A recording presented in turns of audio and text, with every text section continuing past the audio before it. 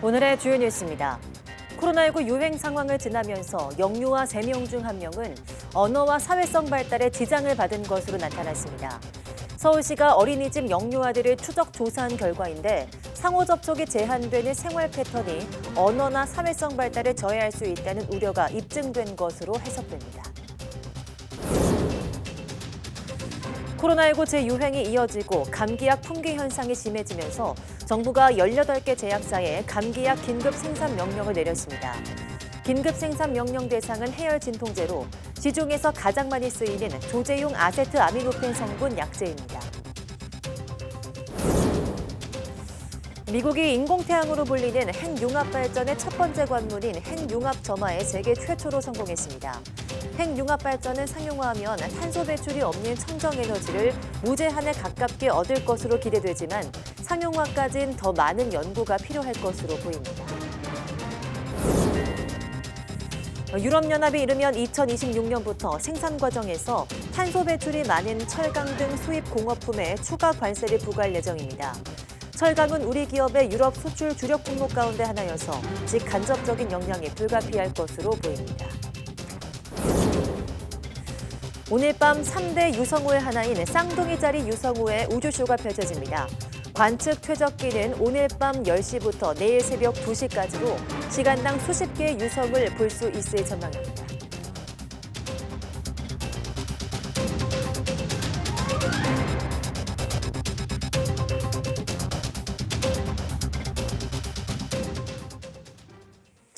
네, 여러분 안녕하십니까? 12월 14일 사이언스 투데이 시작합니다.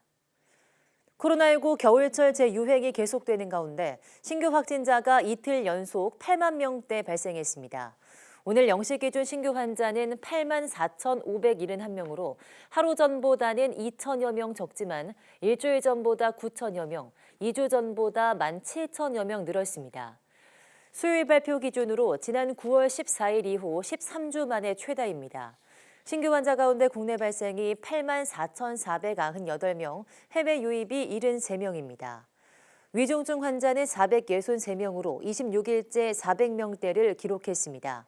사망자는 46명으로 누적 사망자는 3만 1,174명을 나타냈습니다. 정부가 실내 마스크 착용 의무 해제 기준을 오는 23일 발표합니다. 조규홍 보건복지부 장관은 오늘 코로나19 중대본회의 모두 발언에서 이번 달 23일 실내 마스크 착용에 대한 의무 조정 기준을 소상히 설명해 드릴 수 있도록 하겠다고 말했습니다. 조 장관은 7차 유행의 확산세가 이어지고 있다면서 이에 따른 대응 노력과 함께 보다 나아진 일상으로 가기 위한 준비도 함께 하겠다고 밝혔습니다. 방역당국은 내일 토론회를 시작으로 실내 마스크 착용 의무 등 남은 방역 조치 조정에 대한 전문가 의견을 수렴할 예정입니다.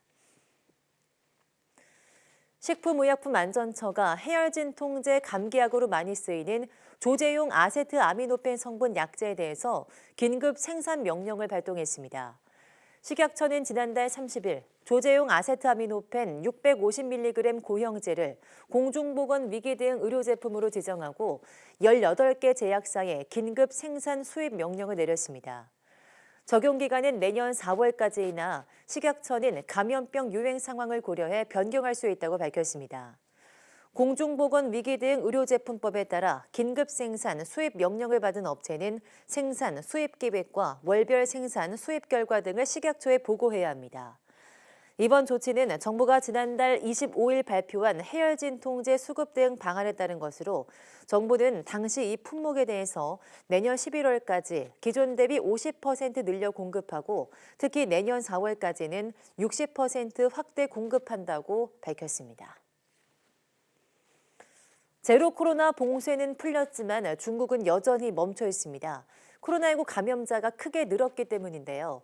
PCR 검사 의무화 조치 폐지로 확진자 통계가 신뢰를 잃은 대신 북한처럼 발열자라는 개념이 등장했는데 일주일 사이 무려 16배나 증가했습니다. 베이징 강정규 특파원이 보도합니다.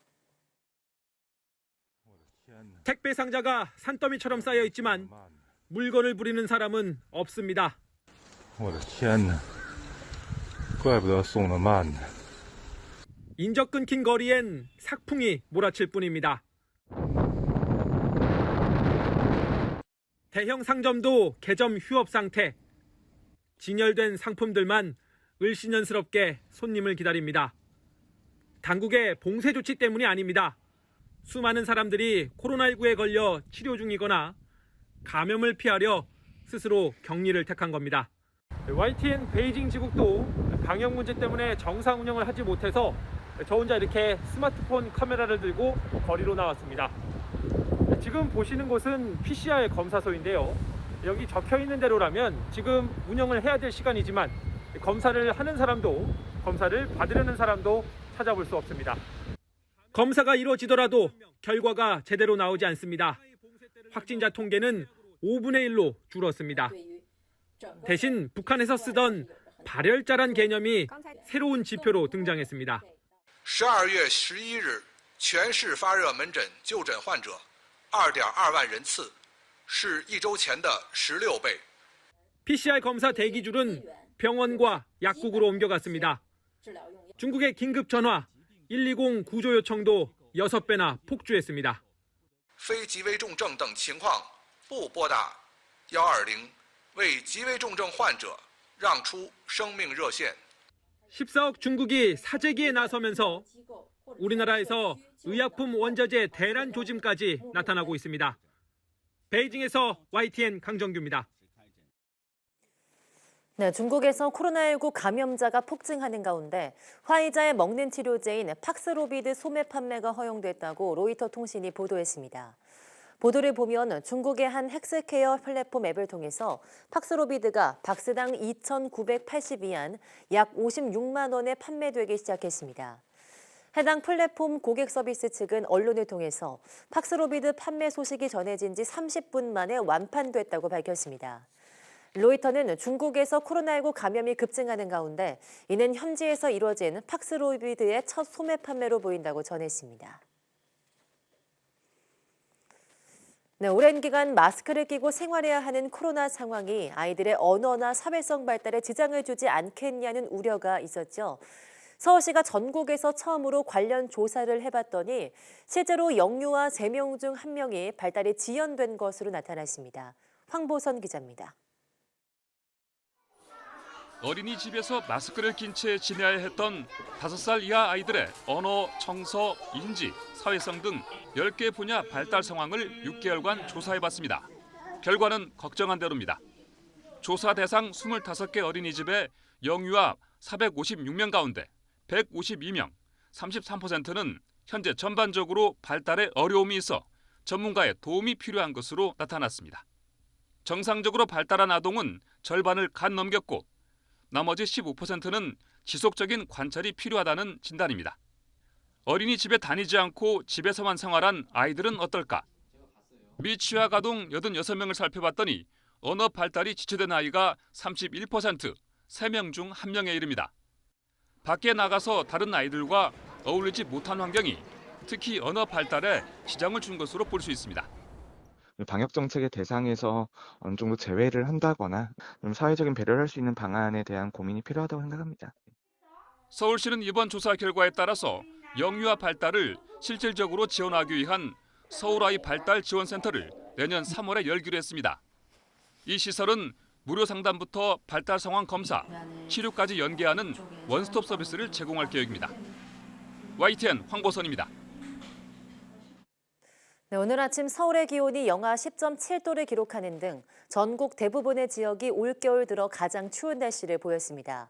특히 찬바람으로 인해 서울의 체감온도는 무려 영하 17.8도를 기록했습니다. 이 밖에도 철원이 영하 13도, 대전 영하 9.9도, 광주 영하 3.6도, 대구는 영하 5.8도를 기록했습니다. 모두 올겨울 최저 기온을 경신했고 제주도를 제외한 전국이 영하권 기온을 보였습니다.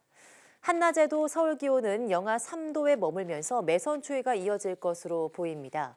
특히 이번 추위는 쉽게 풀리지 않고 다음 주 초반까지 이어질 예정인데 일요일에 서울 기온이 영하 12도까지 내려가며 절정을 맞을 전망입니다. 잠시 그쳤던 서해안 눈은 오후부터 다시 시작돼서 내일까지 이어질 예정입니다.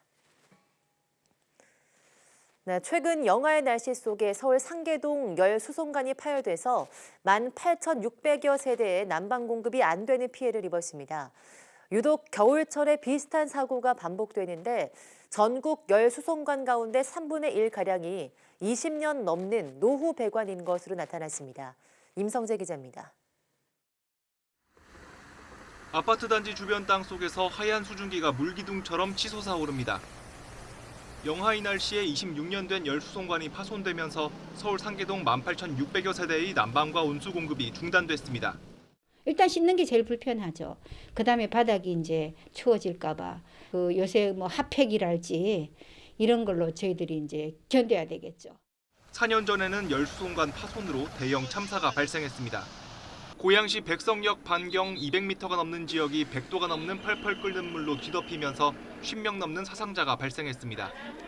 말 그대로 아비규환이었습니다. 유독 겨울철만 되면 배관이 파손되는 경우가 많은데 서울 목동과 성남시 야탑동 사고도 11월과 2월 사이 발생했습니다. 난방 수요가 급증하면서 배관의 취약 부위에 무리가 가는 게 1차 원인으로 꼽힙니다. 열 수송량이 훨씬 더 많아집니다. 바깥 온도는 내려가서 관 위에 하고 도로 사이에 흙은 얼게 되죠. 도로 위에서 가해지는 진동이 관에 바로 연결이 되기 때문에 잘 터지고, 특히 매설된 지 20년 넘은 노후 배관의 경우 큰 압력을 견디지 못해 파손되기 쉽습니다. 전국 4,720km 길이의 열수송관 가운데 약 3분의 1에 해당하는 1,342km가 노후 배관인 것으로 나타났습니다. 지난 5년 사이 열수송관 파손 사고 10건 가운데 7건이 노후 배관이었습니다. 그 접합 부위에서 이온화가 생기면서 그 부분에서 녹이 슬고 노후화가 되거든요. 수압을 굉장히 높여주거든요. 아무래도 노후화된 녹이 쓴 곳에서 터지기 마련이죠. 현재 지역별 열수송관 관리는 한국지역난방공사나 서울에너지공사 등 여러 사업자가 별도로 진행하고 있습니다.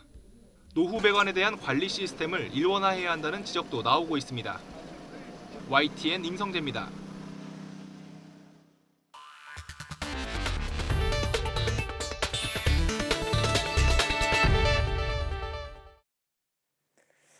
네, 오늘 밤하늘에는 2022년의 마지막 우주쇼가 펼쳐집니다. 3대 유성우로 불리는 쌍둥이 자리 유성우가 나타났는데요. 시간당 수십 개 정도의 별똥별을 볼 수 있다고 합니다. 정혜윤 기자입니다.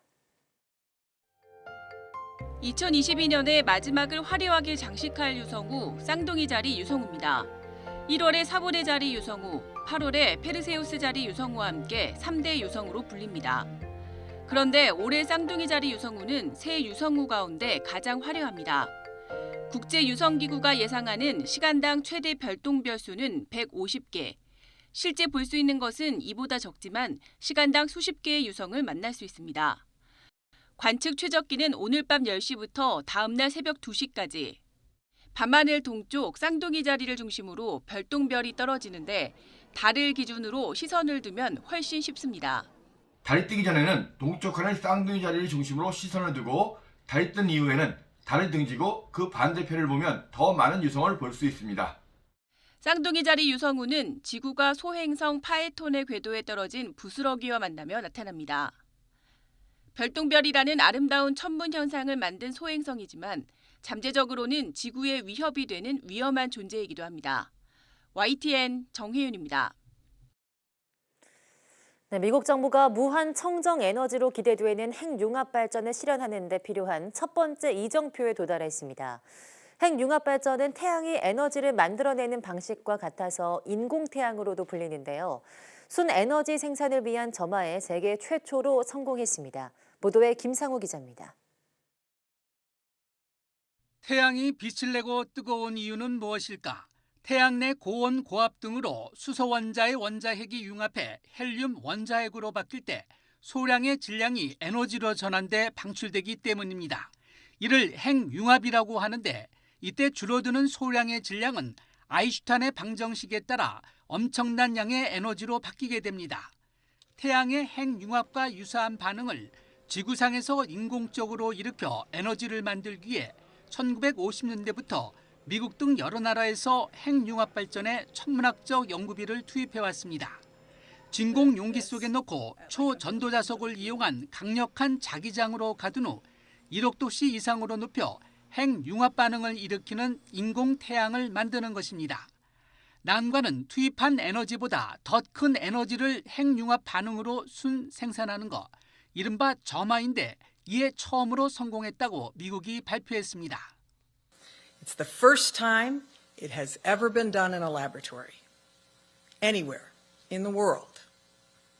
Simply put, this is one of the most impressive scientific feats of the 21st century. 투입한 에너지 대비 150% 수준의 순에너지를 생산하는 데 성공했는데 핵융합 발전이 상용화되면 석탄이나 석유 등에 의존하지 않게 돼 온실가스나 오염물질을 배출하지 않고 청정에너지를 사실상 무제한으로 얻을 수 있을 것으로 기대됩니다. 하지만 과학계는 불반명 이래 획기적 업적이라고 평가하면서도 핵융합을 일으키는 데 사용한 레이저 등의 장비가 가격 등의 측면에서 비효율적이어서 상용화에는 수년간의 연구가 더 필요할 것으로 전망했습니다. YTN 김상호입니다. 네, 유럽연합 EU가 이르면 2026년부터 생산 과정에서 탄소를 많이 배출하는 철강 등 수입 공업품에 대해서 추가 관세를 부과할 것으로 예상됩니다. EU는 현지 시간 13일 보도자료에서 집행위원회와 강요 이사회, 유럽의회 간 3자 협의를 진행한 결과 탄소 국경 조정 제도를 도입하기로 잠정 합의했다고 밝혔습니다. 세계 최초로 도입되는 일종의 탄소 국경세로 EU에 대한 수출 주력 품목 중 하나인 철강 등에도 적용돼서 한국 기업의 직간접적인 영향이 불가피할 것이란 전망이 나오고 있습니다. 10시간 넘게 진행된 3자 간 마라톤 협상에서 탄소 국경 조정 제도 적용 대상 품목은 철강과 알루미늄, 비료, 시멘트 등으로 결정됐습니다. 현대차 그룹이 우아한 형제들과 함께 경기도 수원 광교 엘리웨이와 화성 롤링힐스 호텔에서 전동화와 자율주행 기술을 바탕으로 새로운 배송 서비스 로봇을 개발해 시증 사업을 시작했습니다. 배송 서비스에 투입될 로봇은 어디서나 자유로운 이동이 가능하도록 방향 전환과 정지, 환경 인지 기능 등을 일체화한 플러그 앤 드라이브 모듈의 자율주행 기술을 접목해 제작됐습니다. 또 엘리베이터 신호와 연동해서 사람 도움 없이 층간 이동이 가능하고 내부 인원을 파악해 탑승이 어려운 상황에선 다음 승강기를 기다리는 판단을 할 수 있습니다. 네, 금리와 물가가 모두 뛰면서 장애인과 80세 이상 초고령자 등 취약계층의 채무 상환 어려움이 점점 커지고 있습니다. 이에 따라 금감원은 취약계층의 생계형 민원을 별도로 관리해 신속히 처리하고 또 부당 불법 추심 행위에는 무관용 원칙으로 대응하기로 했습니다. 강희경 기자입니다. 치매 환자인 75살 A씨는 기초연금으로 요양병원 입원비를 지급해왔습니다. 그러나 카드사에서 과거 미납대금에 대해 통장을 압류하면서 입원비를 내지 못하는 상황에 놓였습니다. 금융감독원은 카드사가 통장 압류를 해제하도록 협조 요청하고 A씨에게는 압류금지 통장 개설을 안내했습니다. 최근 경제 상황이 나빠지면서 이처럼 채무자들의 상환 어려움이 커지고 있습니다. 2020년부터 지난 6월 말까지 금감원에 접수된 채권 추심 관련 민원은 11,909건. 올해 상반기에 접수된 민원은 지난해 하반기보다 11% 넘게 증가했습니다. 특히 취약계층의 생계형 민원 증가가 두드러졌습니다. 일시적 경제적 어려움에 따른 채무금액 조정이나 생활비 통장 가압류 해제 요청 등을 선천성 민원으로 보는데요. 그 취약계층의 채무 상환이 특히 어려워지면서 선천성 민원이 눈에 띄게 늘어났습니다. 이에 따라 금감원은 취약계층의 생계형 민원을 별도로 구분해 신속히 처리하기로 했습니다. 또 부당, 불법 추심 행위에 대해서는 무관용 원칙으로 엄정히 대응할 방침입니다. 채권 추심 직원이 채무자의 SNS에 댓글을 다는 등 심리적으로 압박하거나 제3자에게 급전을 빌리라는 식의 금전 차용을 유도하는 행위가 대표적입니다. 정부도 채무자의 권익 보호를 강화하기 위한 법적 장치를 마련했습니다. 국무회의를 통과한 채무자보호법에 따라 채무자가 채무 상환이 어렵다고 판단되면 금융회사에 채무 조정을 요청할 수 있게 될 전망입니다. 또 과잉 추심 관행을 막기 위해 7일에 7번 넘게 추심 연락을 하는 행위가 금지됩니다. 채무자보호법 제정안은 이번 달 안에 국회에 제출될 예정이고 국회에서 의결되면 공포 후 1년이 지난 날부터 시행됩니다. YTN 강희경입니다. 네, 전 세계 자금 경색을 불러온 미국 인플레이션이 다행히 주춤하는 모습입니다. 미국의 올해 마지막 기준금리를 결정하는 연준회의가 시작된 가운데 연준이 참고할 최신 물가지표가 예상보다 긍정적으로 나왔습니다. 인플레이션이 최악의 고비를 넘겼다는 신호로 읽히면서 연준이 금리 인상 속도 조절에 들어갈 거란 관측에 힘을 더했습니다. 워싱턴 권준기 특파원이 보도합니다. 미국의 11월 소비자 물가 지수는 1년 전과 비교해 7.1% 상승한 것으로 나타났습니다. 전달에 7.7%보다 0.6%포인트 떨어졌고 전문가 전망치 7.3%보다도 낮았습니다. 지난해 12월 이후 최소폭 상승으로 기록돼 인플레이션 정점론이 더 설득력을 갖게 됐습니다. 지난 6월 9.1%까지 치솟았던 소비자 물가 지수가 5달 연속 하락하면서 인플레이션이 최악의 상황은 넘긴 것으로 읽히기 때문입니다. 바이든 대통령은 인플레이션을 잡기 위한 정책이 효과를 내고 있다며 내년에도 계속 물가가 내려갈 거라고 확신했습니다. We're beginning to see the impact of our economic strategy. And we're just getting started. I've said it again, I've never been more optimistic about America's future. 예상보다 긍정적인 소비자 물가 지수에 금리 인상 속도 조절론에도 무게가 실렸습니다. 올해 마지막 회의를 개최한 연준이 4연속 자이언트 스텝 0.75%포인트 금리 인상 행진을 멈추고 0.5%포인트 인상을 단행할 거란 예상이 지배적입니다. That again is also constructive news for the Fed's outlook. And I think what this means is that the Fed can be more comfortable in slowing down its pace of rate hikes.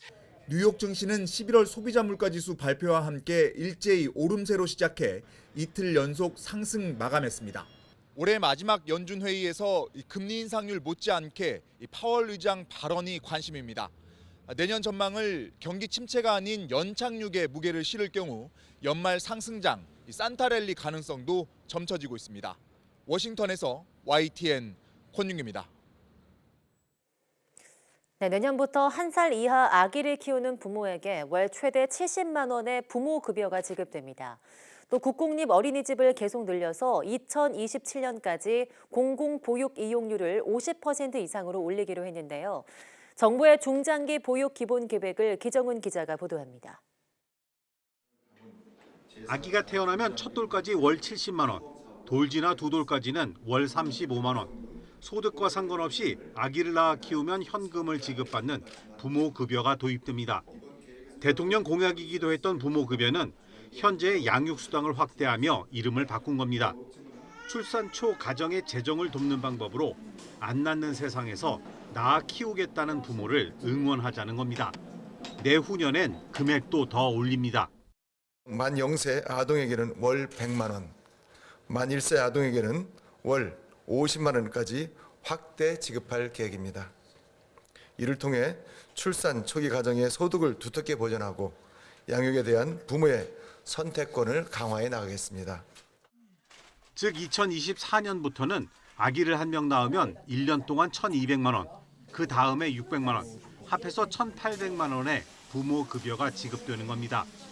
아이 돌봄 서비스는 제공 대상과 시간을 확대하고 전국에 5,700여 곳인 국공립 어린이집도 매년 500여 곳씩 늘려가기로 했습니다. 이를 통해 현재 37% 수준인 공공보육 이용률을 2027년까지 50% 이상으로 올린다는 계획입니다. 보육교사의 전문성과 역량을 높이고 어린이집 평가에 부모와 교직원이 참여하도록 했습니다. 원장과 학부모만 볼 수 있었던 어린이집 CCTV를 보육 교직원도 직접 볼 수 있도록 근거를 마련하고 아동학대 예방 등 아동 안전을 위한 교육도 강화합니다. 올해 3분기 우리나라의 합계 출산율은 0.79명, OECD 평균 1.59명의 절반도 안 되는 꼴찌 수준인데 부모급여를 내세운 새 정부의 보육 중장기 계획이 어떤 변화를 불러올 수 있을지 주목됩니다. YTN 기정훈입니다.